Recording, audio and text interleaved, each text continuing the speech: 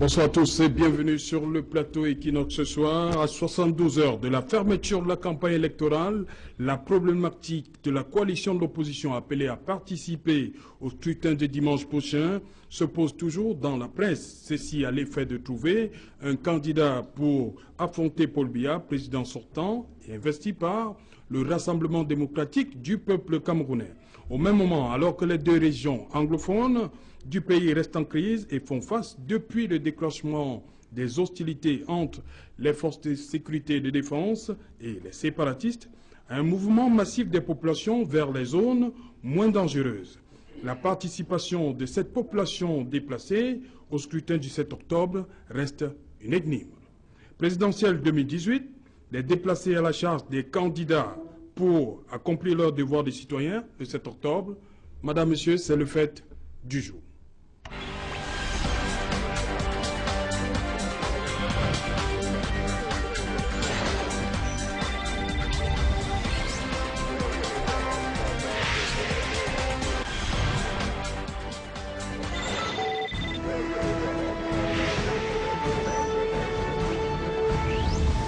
Présidentielle 2018, le vote des déplacés du nord-ouest et du sud-ouest en question, c'est le fait du jour, madame, monsieur. Pour en parler, je suis avec Wilfried Kanga, bonsoir.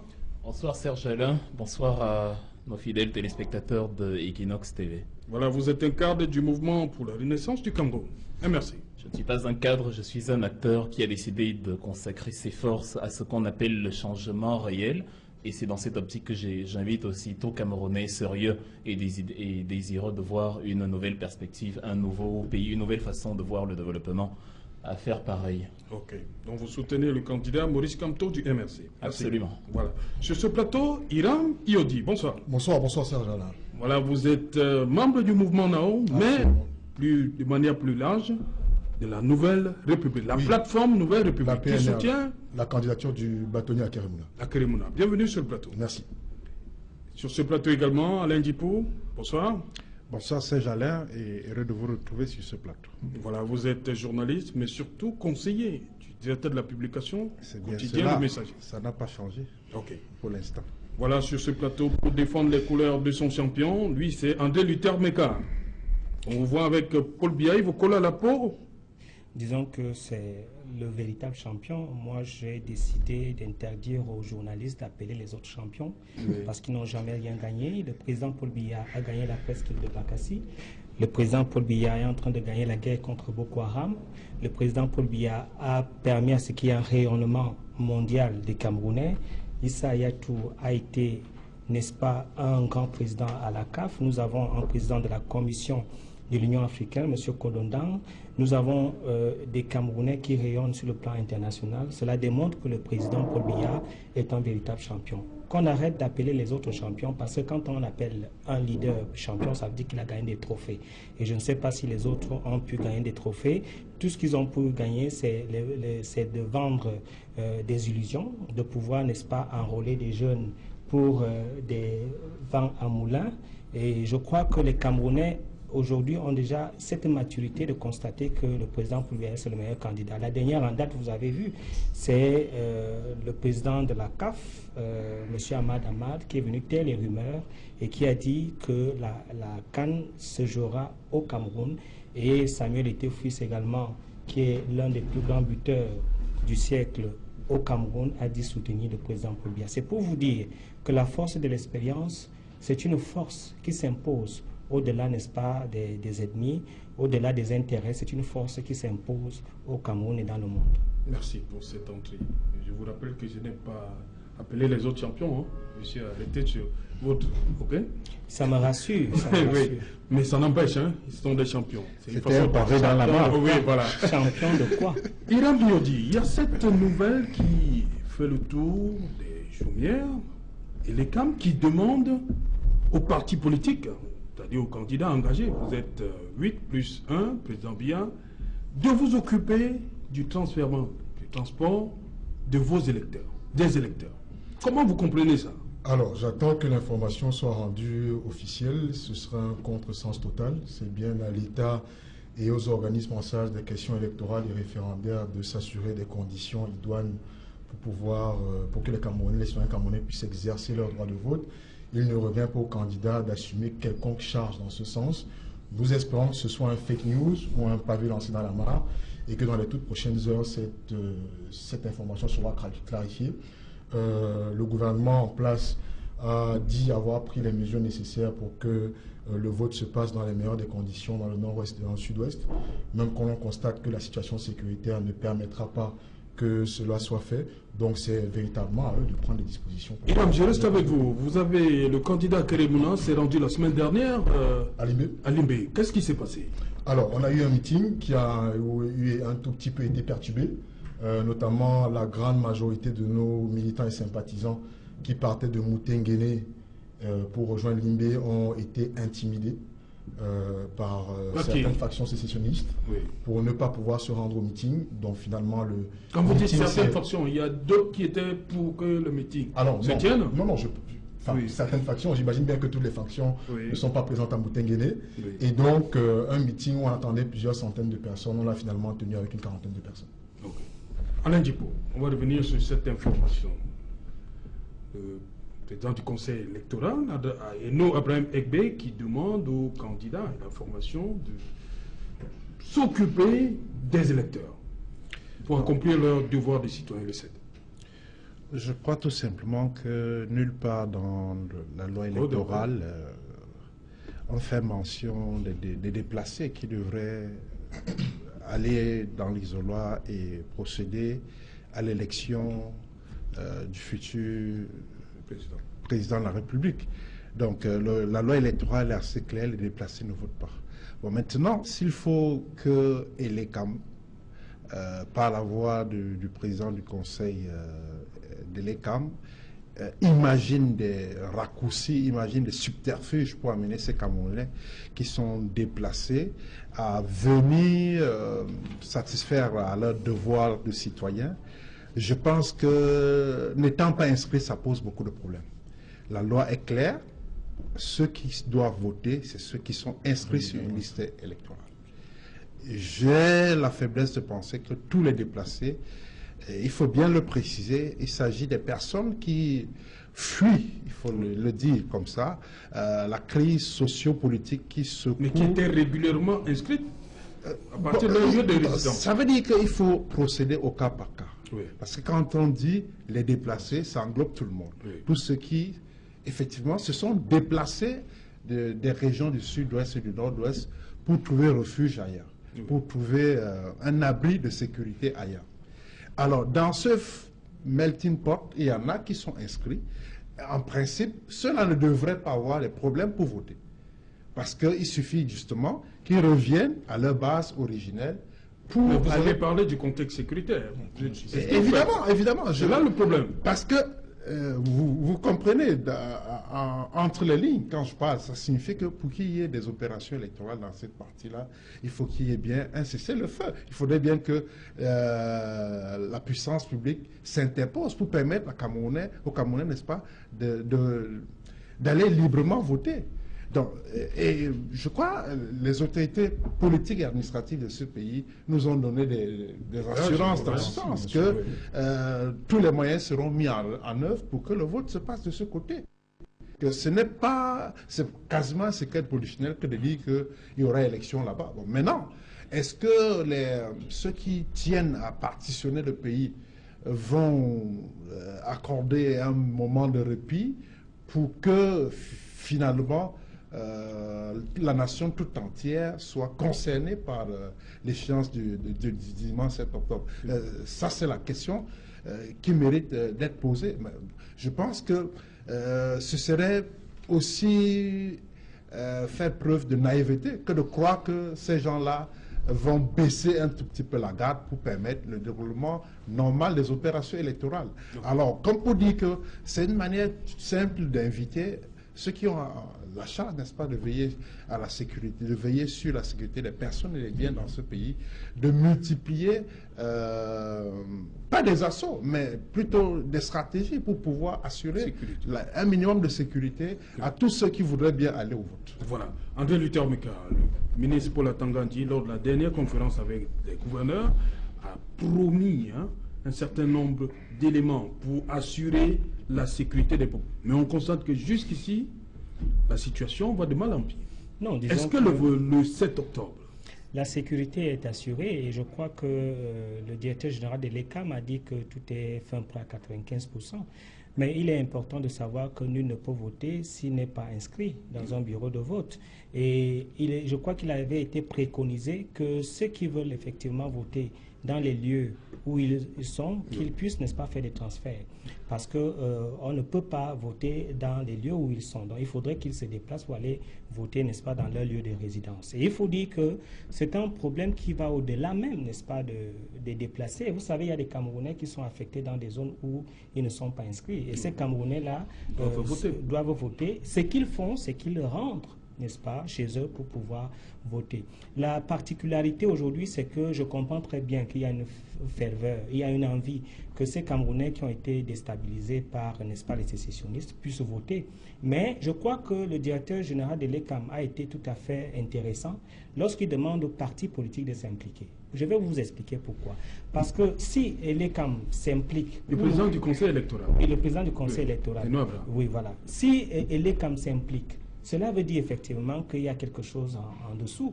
Et vous imaginez que l'ECAM met un dispositif, met des voitures, un cortège, on va dire effectivement c'est de bétail. On va critiquer l'action de l'ECAM. Tout à fait, on va dire que c'est du bétail électoral et qu'effectivement le président Paul Biya est en train de tout faire pour qu'il y ait un vote massif, il y ait des fraudes massives. Donc je crois que c'est même entendu, je crois que c'est une manne qui tombe du ciel, le parti politique, de démontrer, n'est-ce pas, qu'ils ont la capacité de rassembler et la capacité de s'impliquer. Parce qu'en fait, il s'agit de quoi? Il s'agit des Camerounais qui doivent voter. Et leur volonté personnelle même de vouloir voter peuvent leur permettre de rentrer dans leur résidence pour voter s'ils veulent véritablement choisir leur leader. Mais à défaut de sécurité, les votants peuvent, n'est-ce pas, s'impliquer, les ONG peuvent s'impliquer, les partis politiques peuvent s'impliquer, tout le monde doit s'impliquer. Ce n'est pas seulement une affaire, n'est-ce pas, du gouvernement et de l'ECAM. Parce que si cela est pris de ce côté-là, dans cet angle-là, effectivement, il y aura beaucoup de suspicions et c'est ce qu'il faut éviter en ce moment.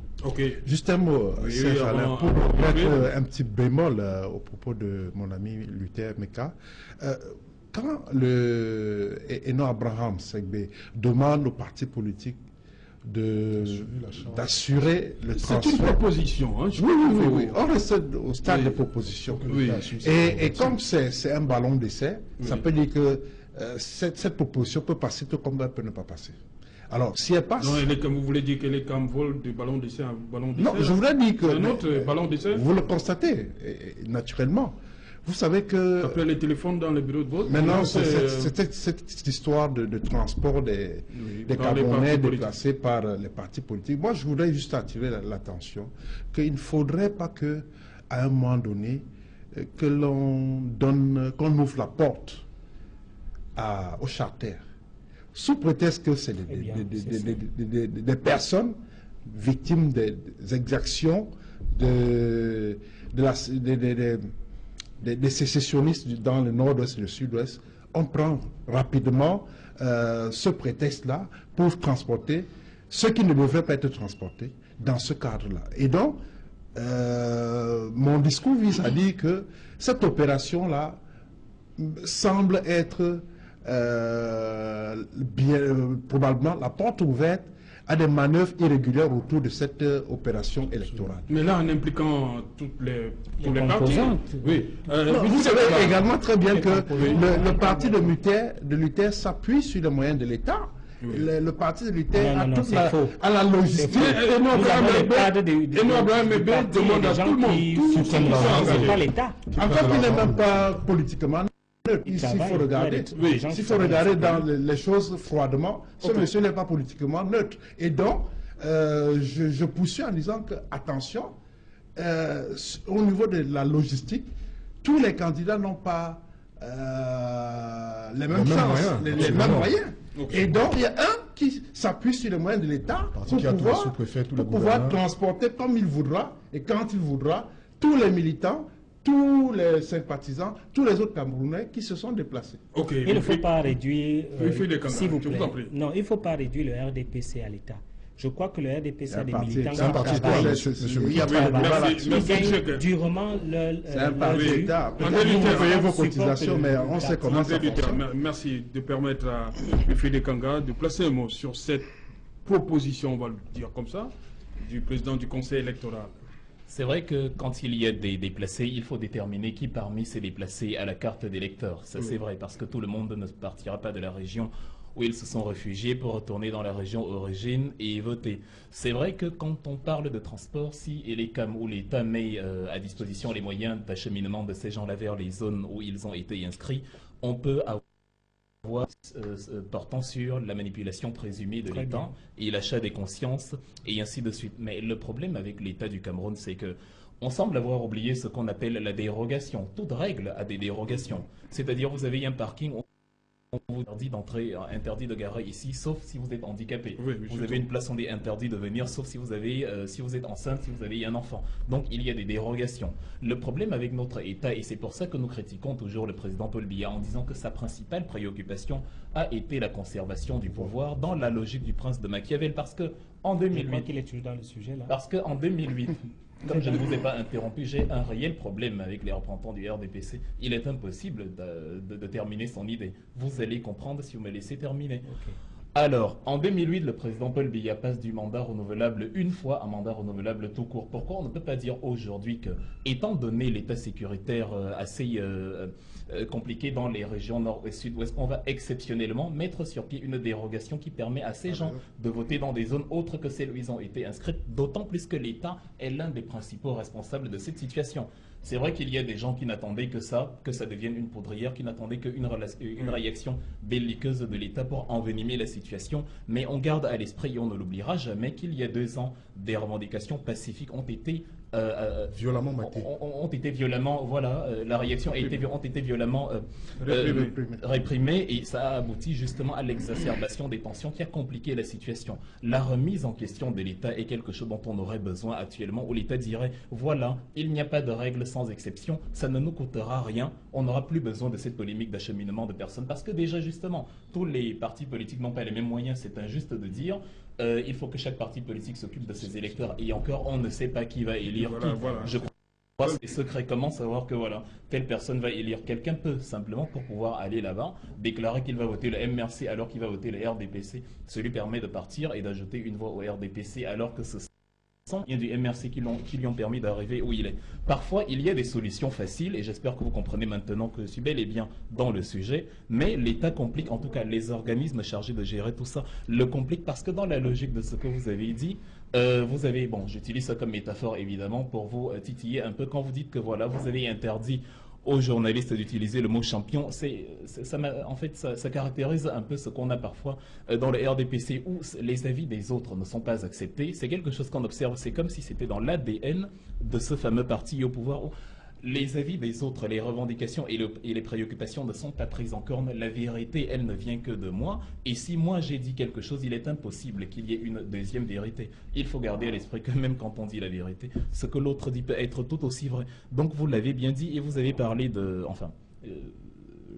la représentation que vous faites de tout ce qui concerne le parti RDPC et sa gestion de la crise. En fait, le problème avec le RDPC, c'est que on n'est pas dans un parti, on est dans une sorte d'empire où on vous inculte de la personnalité aux champions.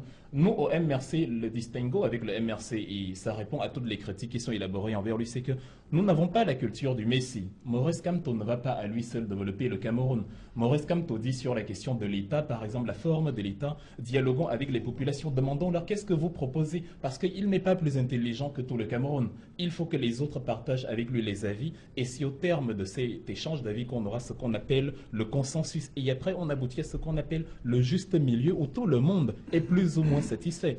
Et après, évidemment, aussi, par exemple, sur les questions monétaires, sur les questions financières et économiques, on dit réunissons les experts qui sont calés dans le domaine, qui présentent à l'exécutif une réforme économique, une réforme monétaire qui présente le comment, présentons-le peut-être à la population ou à un cabinet de consultation, et à la fin, élaborons la solution. Il faut qu'on procède de la même manière, et en tout cas ça, ce serait notre proposition. Elle contenterait certainement tout le monde. À titre personnel, je n'arrive pas à comprendre pourquoi c'est compliqué, pourquoi on se casse la tête dessus, alors qu'il suffit de dire exceptionnellement pour cette fois, à cause de cette crise que nous avons contribué à créer, nous allons permettre à ces gens-là qui sont déplacés dans leur propre pays de voter dans d'autres circonscriptions, parce que c'est toujours leur pays. Ok, justement. Je voudrais apporter un élément. Oui, parce que rapidement. C'est une proposition qui pouvait avoir son coût si cela était fait avant. Parce qu'il faut dire que, comme il a dit, il faut d'abord identifier les votants. Et ce n'était pas des déplacements compacts, homogènes, des populations dans un arrondissement, dans Est-ce qu'il se fait pas dans une région. Laissez-moi vous parler. Dans une région, il faudrait les identifier partout où ils sont disséminés. Il faudrait créer des bureaux de vote tout à fait spéciaux pour qu'ils votent. Et ça, c'est un travail tout à fait énorme, vous comprenez. C'est une solution qui peut être une solution, mais elle n'est pas faisable, parce qu'il faut aussi voir la faisabilité d'une solution. Et lorsque je parlais de champion, moi je sais que lorsqu'on parle d'un champion, c'est quelqu'un qui a gagné des trophées. C'est quelqu'un qui a un bilan, qui a gagné des trophées, qui a gagné des matchs, qui a gagné des combats. C'est pour ça que je dis, quand on appelle les autres champions, pour moi, c'est un non-sens. C'est un non-sens parce qu'ils n'ont rien gagné. Le président Biya a un bilan qu'il a présenté. Il a des trophées qu'il a présentés. Donc, ce n'est pas de la dictature. Ce sont des faits avérés qui doivent, n'est-ce pas, s'imposer à ceux qui présentent les autres comme des champions. J'attends donc en tant que champion, qu'il me présente aussi les trophées de son candidat du MRC, puisqu'il dit que nous faisons un culte de la personnalité. Hiram Yodi, les populations sont partout disséminées au Cameroun. Absolument. Il y a des gens qu'on connaît qui ont accueilli chez eux plusieurs personnes, oui. Lorsqu'André Luther dit qu'il faut créer des conditions spéciales, est-ce que cela ne va pas être interprété comme de l'apartheid? Est-ce qu'ils ne seront pas stigmatisés? Identification. Moi, je me pose. Est-ce qu'il ne devrait pas se fondre et localisation des... Est-ce qu'il ne devrait pas se fondre? Monsieur Meka, c'est moi qui ai la parole. Moi, je me pose des questions. Monsieur Meka nous dit la solution qui est proposée, c'est-à-dire celle de permettre aux citoyens de voter là où ils sont actuellement, là où ils sont déplacés, ne peut plus être implémentée parce qu'il se fait trop tard. Et c'est bien la question que nous remettons, enfin, c'est la question que nous ne cessons de nous poser. Les gestionnaires de la chose publique, les managers de l'État Cameroun sont supposés avoir un certain sens de l'anticipation. Ça fait des semaines que nous disons qu'il sera impossible de voter. Aucune mesure n'a été prise. Et puis là, la dernière minute, on arrive avec une tentative de, justement, manipulation des voix en expliquant qu'il faudrait organiser des charters et que les partis politiques doivent les organiser. On verra donc le RDPC lui également avec tous les moyens. Donc c'est parce que le RDPC a les moyens, vous êtes sûr que ça va marcher seulement pour le RDPC? Je pense également que c'est une solution non-sens. C'est une solution non-sens. Aux partis politiques, à toute organisation raisonnable, à 2 jours de l'élection, de mobiliser des moyens pour déplacer les électeurs. Et comme l'a dit M. Kanga, il y a un élément qui est fondamental. Le vote est secret. Donc aujourd'hui, peut-être que nous avons... voit une caravane, peut-être avec nous avons peut-être une connaissance... On sait que voilà, absolument, les électeurs... Nous avons peut-être une connaissance... Mais nous n'avons pas une connaissance de la position de vote de l'ensemble des électeurs camerounais. On a vu sur les réseaux sociaux ce matin des personnes avec des tissus RDPC coller des affiches au Chouochi. Donc à la fin de la journée, on ne sait absolument pas pour qui les Camerounais vont voter. Ce serait absolument risqué d'ouvrir cette porte-là. Moi, je pense que la solution la plus simple est effectivement, et je rejoins M. Kanga là-dessus, c'est de permettre aux personnes de voter là où elles sont. À défaut, ben, elles ne voteront pas. Ok. Alain Dipo, ils peuvent voter partout où ils se trouvent dimanche? J'insiste que... Sur présentation de la carte, CNI? bien évidemment, sur présentation de la carte d'électeur. Mais est-ce que leurs noms sont sur la liste? Prenons le cas d'Aqua. Comment ça va se passer? Elles ont une carte d'électeur. On ne peut pas voter dans oui, s'ils ont une carte d'électeur. Parce que la loi électorale, est claire. Ceux qui doivent voter, ce sont ceux qui sont régulièrement inscrits dans ce bureau de vote, titulaires d'une carte d'électeur et d'une carte de CNI. Mais comme dit Wilfried Ekanga, est-ce que pour ce cas-ci, on ne peut pas... Il est question maintenant que Elecam, qui est l'organisme en charge de l'organisation des élections, aille vers ces gens. Il ne faut pas demander l'inverse. Elecam a de la logistique nécessaire pour aller vers... Créer des bureaux de vote vers ceux qui se sont déplacés. On sait au moins qu'il y a des foyers de concentration de ces personnes-là. On en a à Bonabéry, on en a à l'ouest, un peu partout. On peut recenser C'est même un travail qui devrait être fait Depuis fort longtemps. Ce n'est pas 2 jours, comme disait le Iran. représentant de Iran. Iran. Ce n'est pas 2 jours qu'on prend de telles mesures. On savait très bien que ça fait des années et des mois que ces gens-là ont fui du fait de l'insécurité ambiante, leur milieu de vie naturel. Ils sont partis, pas pour la villégiature, mais parce qu'obligés de sauver leur tête, entre guillemets.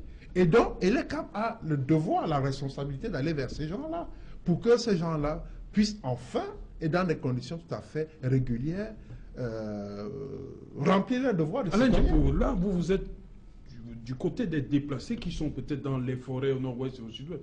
Et quid de ceux qui se retrouvent ici à quoi avec nous? On peut, Voilà, dans les autres régions. On peut également, en utilisant le parapluie de dérogation qui a été développé par Wilfried, on peut utiliser ce subterfuge-là pour mettre de manière spéciale un bureau de vote à Bonabéry et demander à tous ceux qui sont partis de Boya et des environs d'aller vers ce centre particulier, vers ce bureau de vote spécial, vérifier leur nom à l'entrée et procéder au vote. C'est faisable. Oui, mais le directeur de l'ECAM avait proposé qu'il y ait des transferts, parce que les transferts peuvent se faire. C'est-à-dire quoi? C'est-à-dire que si vous êtes dans un bureau de vote au nord-ouest, vous faites un transfert où vous vous situez là où vous êtes. Et si cela a été fait, ça veut dire que certains vont voter, parce que le message était passé. Mais ce que vous demandez est un travail extrêmement difficile, parce qu'il faudrait d'abord identifier tout cela, il faudrait, n'est-ce pas, les enregistrer, il faudrait qu'il y ait une biométrie, il faudrait créer des bureaux de vote. C'est sur le plan de la faisabilité, ce n'est pas possible. On n'a pas besoin. À moins de 2 jours. C'est vrai que sur le plan pratique, vraiment, c'est une opération très simple. Un citoyen qui dispose d'une carte d'électeur est supposé régulièrement inscrit sur une liste électorale. Il se rend au bureau spécial ou alors au bureau qui se trouve le plus proche de l'endroit où il est installé. Il présente sa carte d'électeur. On l'identifie. Si elle date des 3-4 dernières années, c'est qu'il est régulièrement inscrit sur la liste électorale. Il procède comme ça. Il faut c'est une situation d'exception. Il faut trouver des mesures d'exception. Additives, hein, c'est ces choses. Il faut les enrôler, il faut une biométrie. Parce qu'à la fin, il faut une comptabilité raisonnable. Parce que je comprends un peu qu'il y a un patriotisme émotionnel, mais il faut qu'il y ait une comptabilité raisonnable. Il faudrait qu'on ait une maîtrise des effectifs, il faudrait qu'il y ait une comptabilité raisonnable. Bon, moi je dis, cela peut être important si beaucoup d'entre eux ont fait des transferts. Mais s'ils n'ont pas fait des transferts, cela va devenir tout à fait, j'allais dire, tout à fait infaisable. Mais ce qui est important, et je dis, si d'abord les populations elles-mêmes, ceux qui veulent voter, s'impliquent, hein, parce que d'abord c'est la volonté personnelle. Hein. On ne va pas aller forcer ces déplacés à voter. Alors, s'ils se manifestent et qu'ils voudraient voter, ce sont des citoyens camerounais, ils peuvent, n'est-ce pas, faire cette démarche-là. Et il n'est pas exclu, comme on l'a dit, que les partis politiques s'impliquent, les ONG s'impliquent, pour que ce soit... Dans le transport? Non, pas dans le transport, dans l'encadrement. De ce processus. C'est-à-dire encadrer comment? Quand je dis encadrement, c'est-à-dire quoi? C'est-à-dire que quand il y a les identifications, lorsqu'il y aura des déplacements, lorsqu'il y aura des listes, qui est, n'est-ce pas, les ONG et tous les partis politiques impliqués, pour qu'il y ait une sorte de neutralité. L'élection dans 2 jours. C'est de ça qu'il s'agit. C'est ça, j'ai l'impression que l'élection de monsieur est qualifiée dans un mois. Monsieur, laissez-moi parler. Hein, laissez-moi parler. Pour qu'il y ait une sorte de neutralité. Parce que ce dont je bagarre ici, c'est de démontrer qu'il faille avoir une neutralité dans le processus de l'encadrement de ces votants. Et c'est de ça qu'il s'agit. Parce que si l'État lui-même prend la résolution de les déplacer, si l'ECAM va aller chercher une camisole de force, cela va s'apparenter à quelque chose de suspect. C'est ça, c'est à cela qu'il faut s'en tenir. Ufide Kanga, il nous reste quelques jours là. Vous croyez que l'ECAM peut penser à autre chose pour sauver ces votes-là? Parce que il s'agit de sauver les votes du nord-ouest et du sud-ouest. Oui, le RDPC, il nous dit sur ce plateau que vouloir que tous les citoyens qui se sont donné la peine de s'inscrire sur les listes et qui n'ont rien fait pour mériter la situation dans laquelle ils sont aujourd'hui, qui par le hasard des choses ont eu le grand malheur de naître dans une région qui est aujourd'hui sinistrée avec le concours de l'État, le RDPC nous fait comprendre que c'est du patriotisme émotionnel de revendiquer la possibilité pour ces gens-là de s'inscrire sur les listes électorales. Le RDPC nous dit aussi sur ce plateau que la situation est très compliquée, qu'il faut tout un organisme qu'il faut mettre sur pied pour que ces gens-là... Un organisme qui sera chargé de gérer la biométrie et de contrôler les flux. En fait, c'est une guerre des mots, c'est une trivialité qui ne doit pas nous perdre du temps sur le sujet dont nous sommes en train de parler. Organisation, organisme, prenez cela comme vous voulez. Vous nous faites comprendre ici que c'est tellement compliqué parce que ceux qui avaient la charge de prévoir ce genre de choses n'ont pas été capables de le faire à l'avance. C'est ça l'absence de vision à long terme qui caractérise le parti au pouvoir actuellement. C'est pour ça que quand on fixe les grandes ambitions, on se donne 7 ans et à la fin des 7 ans, puisque rien n'a été fait, on nous fait comprendre que les 7 ans étaient consacrés simplement à avoir l'ambition, donc à ne rien faire sur le terrain. Et après, on a des grandes réalisations qui finalement ne se réalisent pas. Et on a une entourloupe assez loufoque parce qu'on nous dit maintenant les grandes opportunités. Il n'y a qu'au Cameroun que les opportunités viennent après les réalisations. Les opportunités, et en fait, ça vient avant et c'est en fonction des opportunités. C'est à tout moment, monsieur. Ne m'interrompez pas parce que vous exigez de ne pas être interrompu. Non, monsieur, quand vous attaquez le raisonnement de mon parti, il faudrait que je vous reprenne. Les opportunités, c'est à tout moment dans la vie. Lorsque vous avez parlé de l'opposition qui fait du patriotisme émotionnel, ça ne m'a pas plu non plus. Non, j'ai pas dit l'opposition, j'ai dit les Camerounais, que je comprends que c'est du patriotisme émotionnel. En toute chose. C'est-à-dire, gardez-le à l'esprit. Monsieur Kanga, retenez que les opportunités se donnent toute la vie. Votre vérité n'est pas la mienne, d'autant plus que j'accepte la vôtre. Je souffre de l'accepter parce que je vous laisse aller au fond de vos idées. Vous devez retenir qu'il faut à un moment donné prendre des leçons, tirer des leçons des erreurs qu'on a commises. Je le dis à 100%, ça arrive à 100% des cas. Arrêtez de donner des leçons. Mais c'est l'histoire qui nous donne la leçon. C'est cette incapacité à écouter qui a conduit à la crise aujourd'hui. Même quand la revendication est pacifique, la réaction est répressive. Et c'est pour ça mais je suis en train de vous expliquer qu'il y a une organisation qu'il faille faire. Et il faudrait que ces gens se manifestent parce qu'on ne va pas aller les détecter là où ils sont cachés. Ceux qui se sont regroupés certainement par masse compacte, cela est possible. Mais il y a des Camerounais qui sont dissimulés dans tout le Cameroun. C'est ce que je suis en train de vous dire. Et vous commencez à nous parler des opportunités. J'ai dit les opportunités, c'est toute une vie. Il y a des opportunités à chaque moment dans la vie. Ce n'est pas en répétant la même chose qu'elle va changer le sens de ce qu'elle avait au départ. Mais c'est vous qui répétez la même chose en nous faisant comprendre que nous sommes hors sujet et que nous sommes en train de parler des opportunités alors que les ambitions viennent avec les opportunités. Monsieur Métal, vous interdisez quand vous coupez la parole, laissez les autres pouvoir parler sur vous. Mais qu'il soit correct envers mon parti. Vous allez répondre après. Oui, je vous en prie. Wilfried, allez-y. Médecin, guéris-toi toi-même. Je ne donne pas les leçons à qui que ce soit. C'est l'histoire qui donne les leçons. C'est l'État du Cameroun qui donne les leçons que ce qui est la situation actuelle résulte d'une mauvaise politique. Sauf si on vit dans un Cameroun parallèle où on ne voit pas ce qui s'est passé. Vous avez dit qu'il y a des choses qui doivent être faites, c'est faux. Il y a des choses qui auraient dû être faites. C'est-à-dire, c'est quelque chose qui aurait dû se passer il y a longtemps. Justement, Wilfried, comme ça n'a pas été fait, nous sommes à quelques jours là. Mais exactement, comme ça n'a pas été fait, on est dans ce qu'on appelle un cas de force majeure. Voilà. Quelle est la priorité? On se réorganisera après. Sous forme d'organisation, d'organisme, prenez cela comme vous voulez. La priorité, c'est que les gens aillent voter et on va donc procéder à ces fameuses dérogations parce que c'est ça le plus important. Si à cause du manque d'organisation, vous empêchez les gens de voter, vous n'avez pas résolu le problème. Et d'autant plus si vous leur dites, vous auriez dû vous intéresser, vous auriez dû aller vous-même. Ce transfert de culpabilité-là, il est malsain. Il ne va pas résoudre le problème parce qu'il y aura des contentieux post-électoraux. Il faut savoir raison garder et se dire quelle est la réforme qui va causer le moins de dégâts. Et la réforme qui va causer le moins de dégâts, c'est de faire le sacrifice d'éliminer les trivialités dont le RDPC est si friand, la biométrie, tout ce folklore-là superficiel, alors que le plus important, c'est que chacun puisse exprimer la voix de celui pour qui dont il est convaincu du projet. C'est ce que moi je préconiserais de faire maintenant. Ça nous permettrait de nous focaliser sur ce qui intéresse vraiment les Camerounais. Quelles sont les offres politiques que les différentes formations ont à proposer à leurs citoyens et à les convaincre dessus. Quelle est l'offre qui convainc le mieux?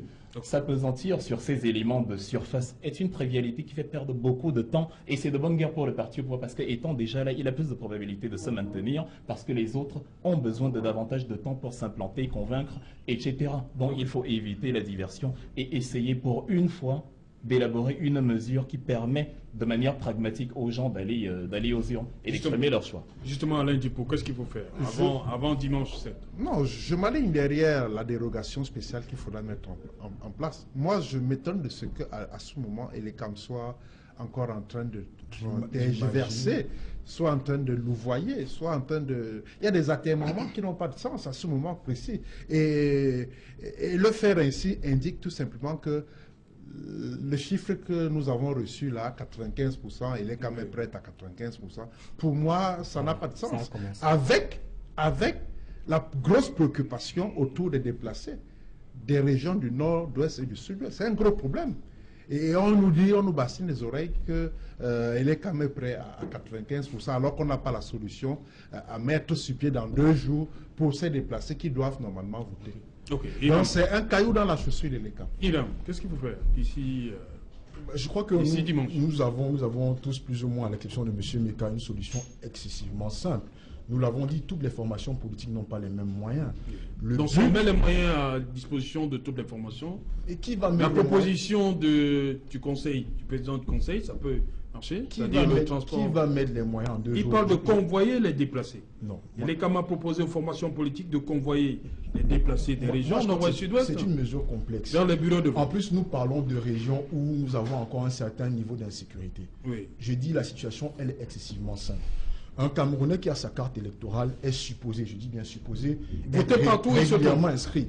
Oui, qu'on puisse avoir des fiches supplémentaires, des fiches annexes, oui, sur lesquelles on enregistre donc ces personnes-là qui viennent effectuer leur vote dans le bureau le plus proche. Okay. Ça ne permettra pas, enfin ça facilitera, ça facilitera la logistique et les mots de tête. Je crois que c'est la solution la plus simple. Pourquoi est-ce qu'on va organiser des convois pour prendre des gens, je dis une connerie, à Aqua et pouvoir les ramener à Bamenda pour voter? Ça ne fait pas de sens. Non, en fait, ce que je suis en train de dire, c'est que c'est une organisation supplémentaire. Oui. Il faudrait d'abord identifier les votants. Et en identifiant les votants, il faudrait être sûr, n'est-ce pas, que ce sont des votants. C'est-à-dire qu'il faut retrouver le fichier. Donc, il y a une organisation qu'il faut faire. Ça ne se fait pas à la volée comme ça. Et maintenant, il faut donc regrouper les bureaux de vote. Parce que si on ajoute... ils viennent voter là où ils ne sont pas inscrits, il y aura des problèmes au niveau, n'est-ce pas, de la maîtrise des effectifs. Donc, c'est un processus qu'il faille maîtriser. Alors, je crois que... la situation exceptionnelle, mesure exceptionnelle. On n'a pas le temps. Bon, la médecine... On a laissé passer le temps. Et qu'est-ce qu'il faut faire? Bon, je crois qu'il faut qu'on me laisse parler parce que nous qui avons la maîtrise du processus, il faut qu'on nous laisse parler. C'est pas vous qui organisez. Non, ce que je veux dire, c'est que c'est une méthode simple qui est scientifique. Il faudrait identifier les votants. Et pour identifier les votants, ça ne va pas prendre un jour. Ça va prendre plusieurs jours. Maintenant, il faut créer, n'est-ce pas, des bureaux de vote avec des fichiers bien clairs. Et cela prend du temps.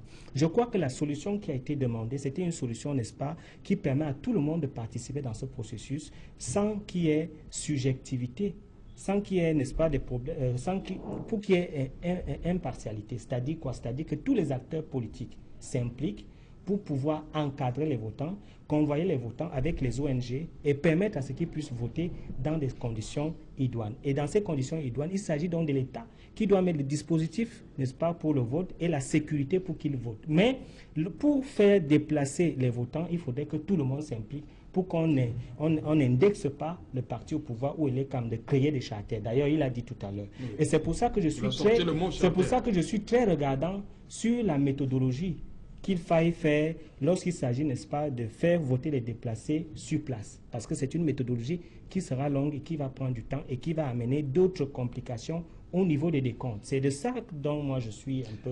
Mais ça, Alain, avec ta permission, oui, si on en arrive là, si elle est quand même quelque peu de au mur par rapport à cette question précise, il faut quand même souligner que c'est parce que Elekama a été sourd à certaines propositions faites par un certain nombre de partis politiques. Je me souviens très bien que le SDF a fait des propositions dans le sens de pouvoir trouver des mécanismes, mettre sur pied des mécanismes pour permettre aux déplacés des régions du nord-ouest et au sud-est d'aller voter.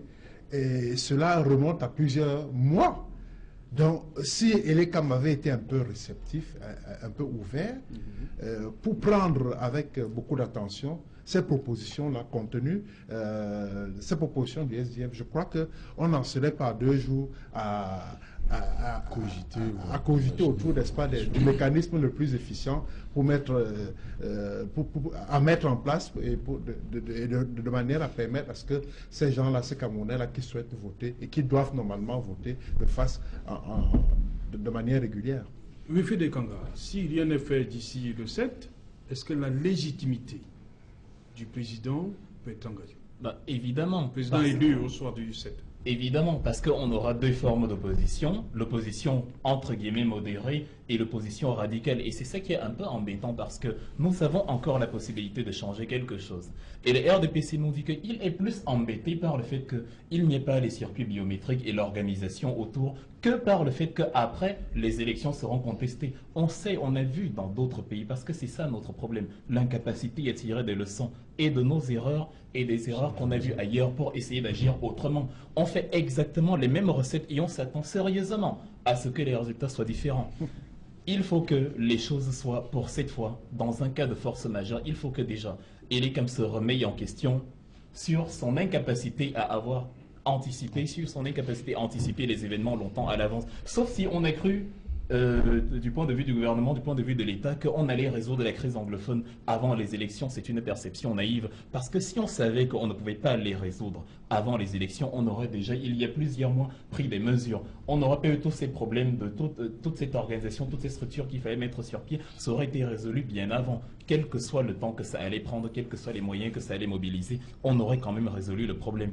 La grande erreur au sein du parti au pouvoir, c'est de toujours dire: lorsque tout va bien, on a vu une illustration brillante d'ailleurs tout à l'heure. Paul Biya est champion parce qu'il a résolu le problème de Bakassi, parce que grâce à lui, on avait un Camerounais à la CAF, parce que. En fait, quand tout va bien, c'est grâce au président Paul Biya. C'est intéressant parce que ça prouve qu'à l'intérieur même du RDPC, on ne s'accorde pas sur l'interprétation des faits. Parce que sur un échange avec un autre représentant aujourd'hui dans une radio, on était en train de fustiger justement le professeur Maurice Kamto d'être comptable du déficit infrastructurel au Cameroun, à se demander en quoi un ministre de la Justice, qui plus est délégué, doit répondre du mauvais état de route dans la ville de Douala ou de 60% d'électricité, en plus des délestages pour la population. Donc il est intéressant, parce que c'est la réforme que nous proposons au sein du MRC, d'avoir dans la plupart des mesures où c'est possible une contribution, c'est-à-dire une responsabilité partagée, pour qu'après, quand nous commettons des erreurs, la remise en question soit totale. Mais c'est assez malsain de se dire: on va élaborer des mesures tout seul, on ne va pas écouter les autres. Quand ça va bien marcher, on va dire c'est grâce à nous, mais quand ça ne va pas bien fonctionner, on va dire les autres aussi auraient dû réagir de manière responsable. C'est pour ça qu'on a besoin dans ce pays de véritables changements. Ce n'est pas un slogan. Quand on voit qu'en 36 ans, on nous montre que des erreurs ont été commises, c'est déjà une chose, mais que la remise en question de ces erreurs est absente et que les principaux coupables, entre guillemets, veulent commettre les mêmes erreurs, il y a une nécessité absolue de donner la chance et aux Camerounais et au gouvernement d'avoir une nouvelle perception des choses. C'est une nécessité absolue. Ok, je sais que André Luther Meka brûle d'envie de répondre. On va voir ça, appelle le journal. Bonsoir, Cédric Noufélé. Bonsoir Serge Alain, bonsoir à vos invités. Voilà, le journal de 20h, c'est dans un instant 2 ou 3 escales pour le 20h que vous allez présenter une fois de plus pour nous.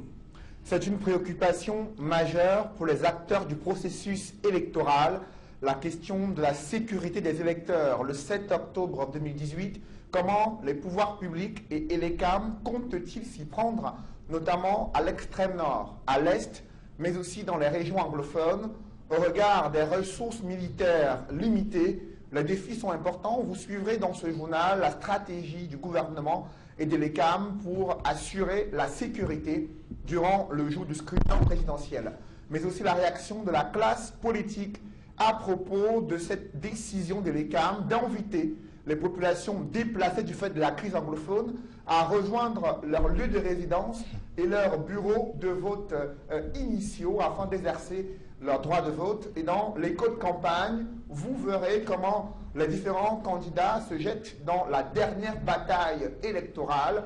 Ils sont pour la plupart dans le septentrion en train de mobiliser les électeurs. On en parlera dans le journal de 20h. C'est Alain. Voilà, dans un instant, le développement de tous ces titres, c'est dans le 20h de Cédric Noufélé. Quant à moi, madame, monsieur, je vous retrouve en compagnie de mes invités pour le débrief.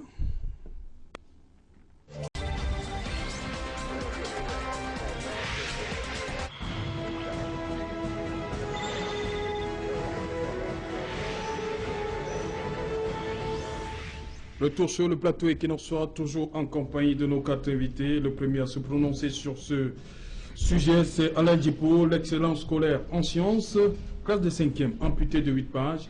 Est-ce que ça résout le problème? Que faire de ceux qui avaient déjà acheté le livre?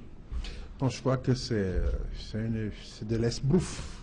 L'esbrouf. Si je peux m'exprimer ainsi, parce que je ne comprends pas pourquoi tout un conseil national de l'agrément peut valider un livre au contenu moralement questionnable et que après quelques dénonciations par les voies médiatiques,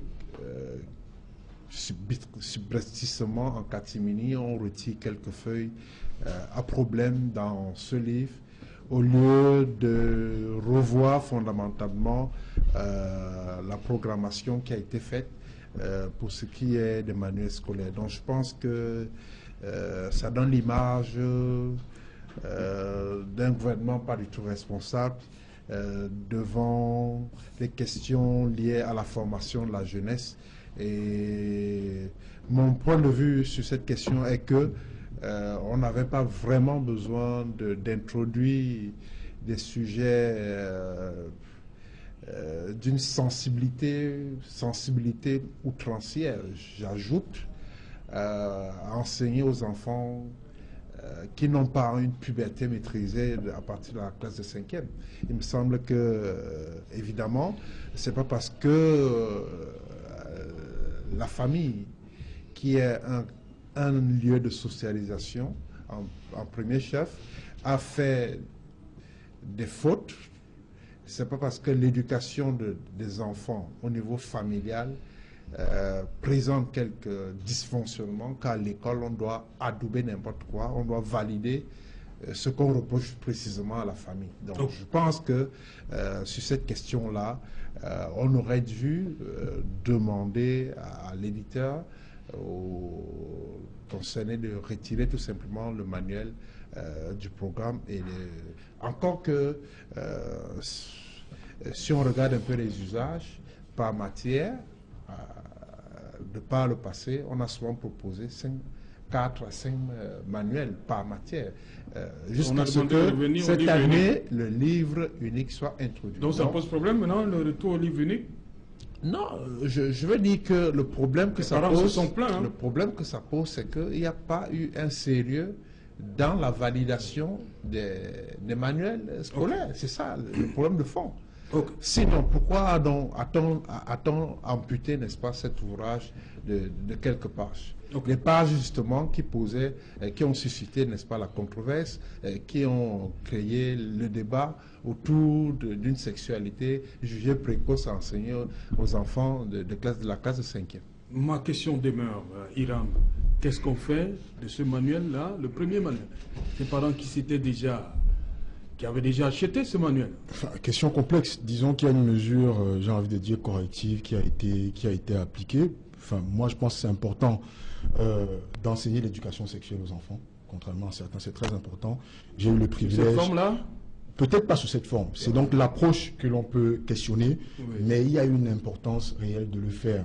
À un certain âge, on découvre que son corps change, on découvre que son corps mute, on a besoin de comprendre ce qui se passe. Mais je vous ai vu réagir tous sur ce plateau lorsque on a suivi le reportage de Donald Bescanga. Je veux dire que c'est les termes, c'est ça le problème. Utiliser une approche questionne justement toutes ces commissions de validation du contenu des manuels scolaires. C'est-à-dire qu'on a envie de se demander quel est le processus réel de prise de décision pour ces livres qui arrivent sur le marché et qui façonnent un peu l'esprit de nos enfants qui vont être les bâtisseurs de la République de demain. Donc il y a quand même lieu de se questionner. Mais aujourd'hui, il y a des parents qui ont acheté le livre, la première version. Je ne sais pas si on va leur demander de déchirer cette version-là. Je crois que c'est le gouvernement RDPC qui est responsable de cela. C'est plutôt à eux qu'il faut poser la question. Ok, il va répondre tout à l'heure, André Luther. Sur cette question, Wilfried Kanga, est-ce qu'on a commencé à résoudre le problème? À court terme, on a résolu le problème, partiellement, mais à long terme, il faut une réforme qui va faire que ce genre de choses ne se reproduisent plus. Nous avons un grand problème d'éducation au Cameroun, pas seulement en ce qui concerne les mœurs, mais en ce qui concerne l'enseignement de ce qu'est vraiment le Cameroun, de ce qu'est l'Afrique.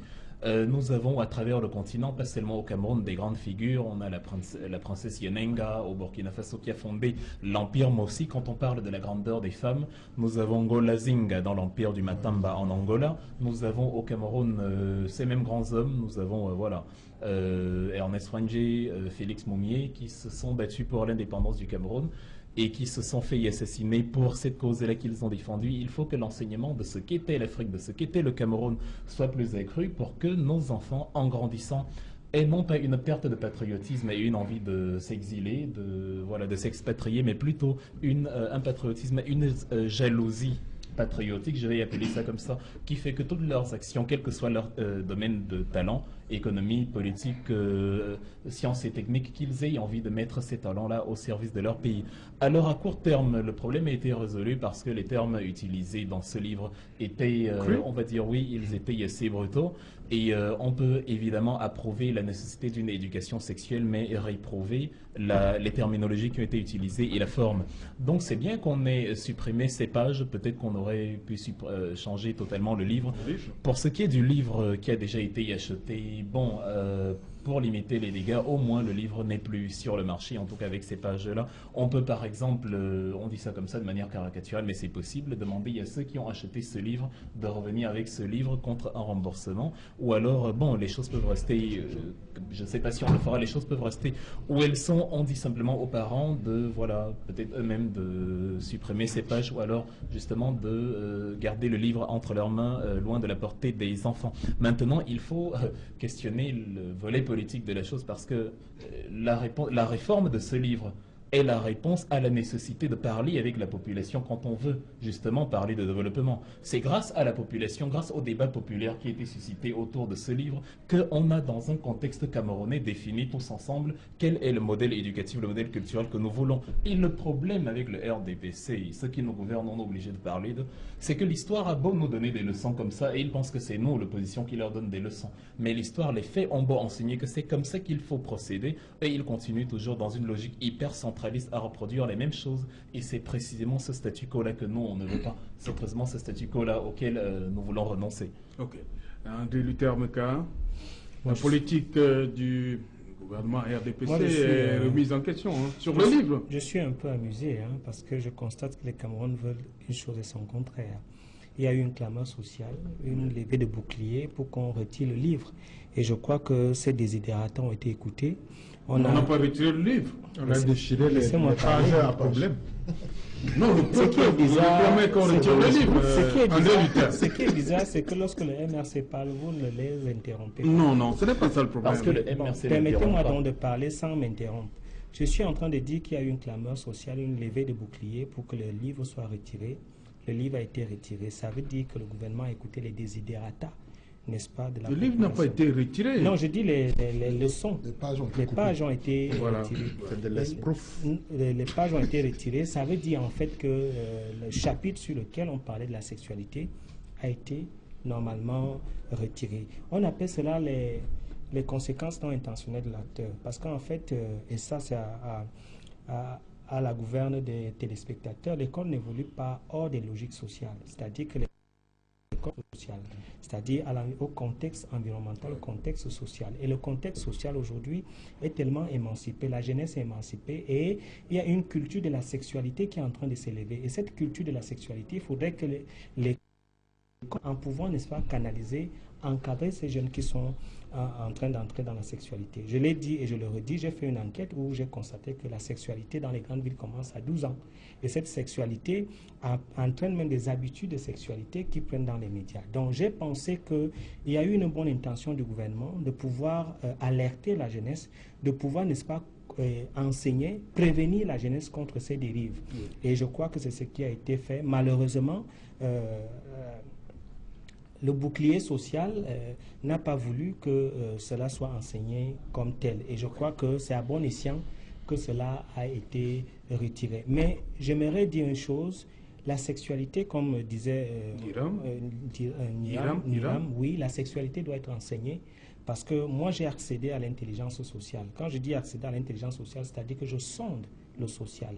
Je sonde l'horizon du vécu du social et ce qui me revient effectivement sans appel, il y a la sexualité dans la jeunesse, il y a la sexualité dans l'adolescence. Il faudrait que cette jeunesse puisse, n'est-ce pas, apprendre, avoir les outils, des outils qui permettent à ce qu'ils puissent se prévenir de ce genre de flux. Voilà, j'enchaîne avec vous sur le deuxième point pour ce débrief, sur la présence des policiers dans les bureaux de vote.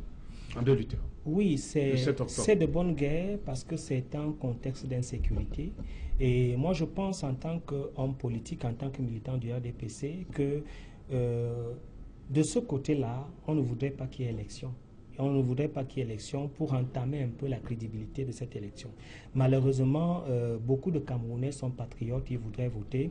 Et l'État qui a une mission régalienne de sécurité des biens et des personnes devrait sécuriser de façon précise et de façon directe ceux qui doivent venir voter. Donc il est pour moi nécessaire que les forces de l'ordre se retrouvent dans et autour des endroits les gendarmes le long des axes et les policiers. Moi, je ne vois pas d'équivoque à cela, sauf si vous trouvez autre chose à dire. Et Alain Dupont, les gendarmes le long des axes et les policiers dans les bureaux de vote. J'ai sursauté au moment où l'élément de Marcel Ngassop a été diffusé concernant cette mesure... Aïe-Siri plutôt, concernant cette mesure prise pour la sécurisation, n'est-ce pas, des opérations de vote. Il y a un haut gradé de la gendarmerie qui a dit que l'armée n'avait pas suffisamment d'effectifs pour être présente un peu partout où cela est nécessaire. Je ne voudrais pas revenir là-dessus, mais pour moi, c'est une information suffisamment grave. Dans un contexte qui est le nôtre, ce n'est pas un discours de nature à rassurer les populations. Or, nous devrions savoir raison garder. Si l'information est sortie de la bouche d'un représentant du MINDEF, je pense que sans mettre de l'huile au feu, je pense qu'il faut craindre que l'armée ne soit pas à la hauteur des missions qui est la sienne, des missions qui sont dévolues, n'est-ce pas, à ces hommes et femmes chargés de veiller à notre sécurité. Nous ne demandons pas ici que derrière chaque citoyen camerounais, qu'on puisse poster un policier ou bien un gendarme. Mais l'information venant de qui de droit donne froid dans le dos, dit que notre grande armée n'a pas suffisamment d'éléments pour pouvoir... Il est parti d'un chiffre, il parle de chiffres, oui, du nombre d'éléments tombés depuis le début de la crise. D'une manière stratégique, on ne devrait pas diffuser... Il ne devrait pas rendre public cette information. Même si cela est avéré, on ne devrait pas insister sur ce fait-là, parce que ça donne, n'est-ce pas, des idées à tous ceux qui voudraient bien créer le désordre.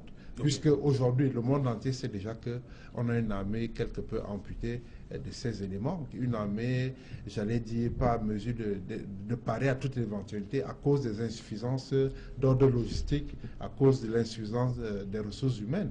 Et donc, c'est une faiblesse qu'on avoue à Mondovision. Et pour moi, je suis un peu inquiet quand ça vient de la part d'un haut gradé de cette armée-là. Ok, Iram, sur cette mesure, des gendarmes le long des axes et un policier, disons peut rassurer les populations? Oui et non. Nous évoluons dans un contexte sécuritaire particulier ces derniers mois, ces 2 dernières années.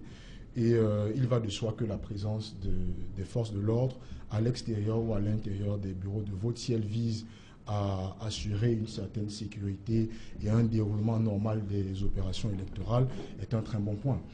Mais de l'autre côté, nous évoluons dans un contexte social où malheureusement on n'a pas toujours bâti une relation de confiance avec les forces de l'ordre et où on peut se sentir tout de suite intimidé par une forte présence dans les bureaux de vote. Donc nous espérons qu'il y aura un comportement, nous faisons confiance à nos forces de défense et de sécurité, et nous espérons qu'il y aura vraiment un comportement responsable de leur part et qu'elles se contenteront vraiment de leur mission de sécurisation des biens et des personnes.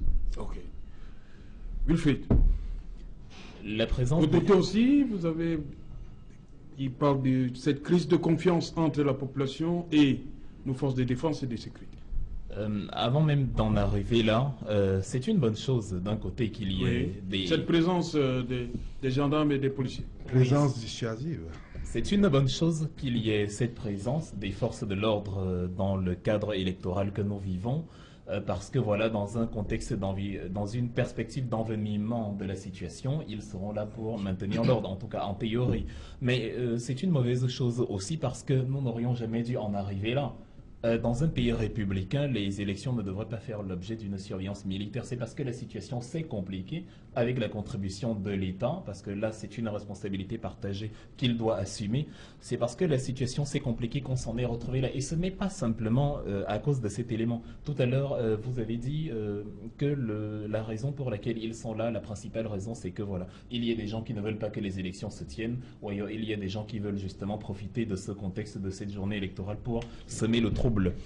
C'est vrai en partie parce que l'autre partie dit que c'est aussi parce que, et ce sont des faits, même si ça a l'air caricatural, c'est aussi parce que les résultats électoraux ne se sont pas toujours déroulés de manière transparente par ceux-là qui aujourd'hui ont le pouvoir.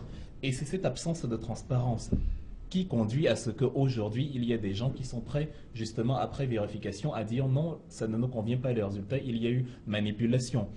On a vu, il y a ce qui se raconte au quartier quand on a un frère, un cousin, moi j'ai vécu l'expérience, une parente à moi, une petite cousine qui me dit, voilà, j'ai assisté par hasard à un meeting du RDPC, on nous a donné des pagnes et on distribuait des billets de banque et ça criait l'euphorie et une cacophonie totale, notamment chez les femmes.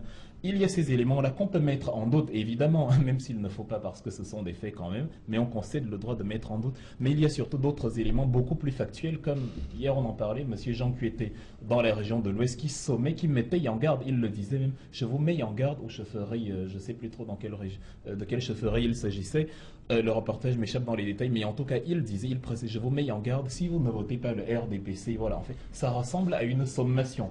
Et au-delà de ça, il y a des bourses qui ont été accordées aux étudiants. On a eu la même chose à l'extrême nord. Cette manipulation électorale, cet achat de conscience cumulé avec justement les autres fraudes qu'on observe le jour de l'élection sont les éléments qui conduisent souvent les partis d'opposition à contester les élections et donc à aboutir à ces violences qui créent la présence militaire. Donc d'une certaine façon, quand on étudie bien la réaction en chaîne de cet élément, on se rend compte que voilà, l'État a une grande responsabilité. Je vais terminer en revenant un peu sur l'élément du livre. Vous avez dit que le livre est conforme à la situation sociale d'un pays, c'est vrai, mais c'est vrai en partie aussi, parce que parfois le livre, c'est par l'éducation qu'on manipule un peuple. Parfois le livre... On passe par le livre? Oui, le livre c'est le levier de l'éducation. C'est à partir du livre qu'un enfant qui n'a encore rien appris est façonné, c'est à partir du livre qu'on lui enseigne ce qui est bien, ce qui est mauvais, ce qui est X, ce qui est Y. Le livre peut s'avérer la plus redoutable machine à tuer qui ait jamais existé, la plus redoutable machine de dépravation. Lorsque nous avons été colonisés, au départ, nous ne parlions pas français, nous n'avions pas des paradigmes occidentaux, on les a intégrés en contradiction totale avec le contexte social qui était le nôtre. Et c'était un peu ce qui a voulu se passer avec le livre de 5e, parce que dans le sillage de l'UNESCO, les organismes internationaux ont du monde, notamment du tiers-monde, qu'ils appellent comme ça, comme l'Afrique, justement, insèrent progressivement ces éléments-là qui sont acceptés en Occident, mais qui ne le sont pas ici. Et c'est à cause de cette fausse politique gouvernementale que nous voulons vraiment un changement de que nous proposons au MRC. Voilà, Wilfried de Kanga. Quelque chose. Hein, oui, on arrive au terme. Par rapport au contexte nord-ouest-sud-ouest, bon, il est un peu décalé de la réalité parce qu'en fait, il s'agit de quoi? Il s'agit d'une sécession. La sécession a deux objectifs.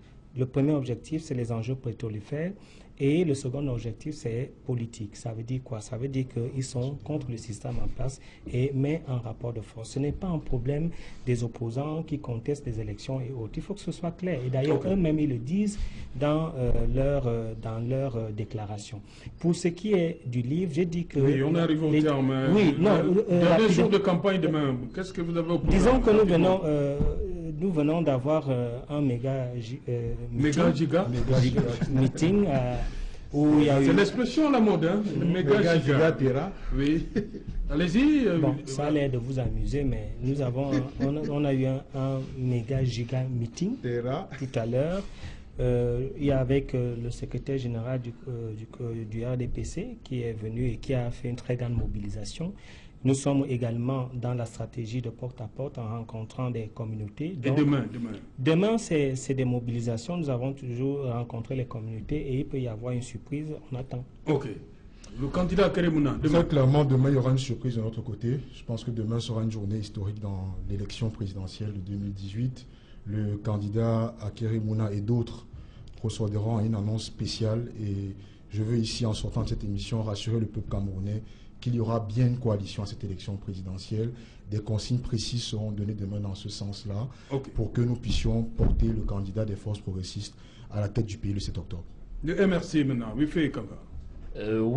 Dans le siège, en prélude au grand meeting que le MRC organise, au final qu'il organise samedi 6 octobre, j'organise à titre privé, c'est là où je serai, ici dans la ville de Douala, une conférence. Ce n'est pas une méga conférence, nous sommes plus sur les faits que sur le folklore. La politique n'est pas un concours de foule, il faut proposer à la population quelque chose de réel. Vous-même, vous êtes dans le folklore. Oui, allez-y, on arrive au terme, je vous en prie. J'organise donc de manière factuelle un meeting demain où je présenterai en détail, avec explication et données et à l'appui, le programme politique du MRC à ceux qui veulent bien y assister. C'est à partir de 17h à l'hôtel Le Watt à Bessengué à Douala, et ce sera le prélude au grand événement, au meeting de samedi. Donc tout le monde y est invité, l'entrée est libre et gratuite. Hôtel Le Watt, 17h, Bessengué, Douala. Voilà, lundi pour le mot de la fin. Non, je n'ai pas de meeting à donner. Mais justement, juste la couverture médiatique à assurer demain. Voilà, avec ça c'est le agenda assez chargé. Il y a beaucoup de surprises demain qui sont annoncées. On sera attentif.